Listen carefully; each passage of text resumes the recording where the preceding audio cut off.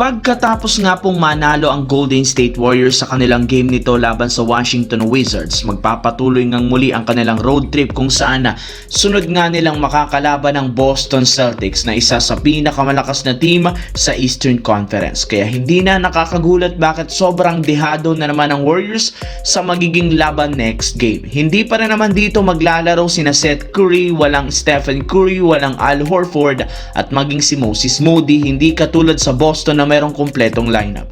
Kung sa huling paghaharap nila na nagdaang Pebrero, tinambakan ng Boston ang Warriors sa loob mismo ng Chase Center, how much more kung gaganapin pa ito sa home court mismo ng Celtics na merong healthy at complete lineup sa paglalaro dito ni Jason Tatum. Kaya delikado nga talaga ngayong bumagsak ang Golden State Warriors sa ika-10 seed ng Western Conference, lalo pat contender na nga ngayon ang Portland Trail Blazers at makakalaban nga nila ang Indiana Pacers. Samantala, literal shutdown ng Los Angeles Lakers si Kevin Durant sa second half laban sa Houston Rockets dahil sa pagkakaroon nito ng napakalamyang laro, puro batikos nga ang kanyang natanggap.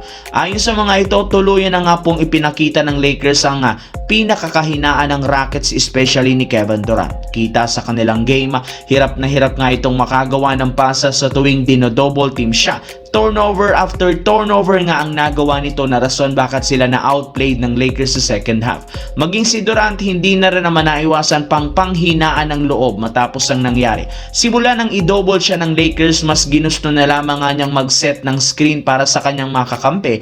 Ang problema, kung hindi nga magtatala si Durant ang puntos, wala rin naman silang ibang player ang gagawa nito. Yes mga idol, nagre-reklamo nga ngayon si Kevin Durant sa Houston gayong wala nga siyang nakukuhang tulong mula sa kanyang mga kakampi sa opensa, lalo sa crucial minutes ng kanilang mga laro.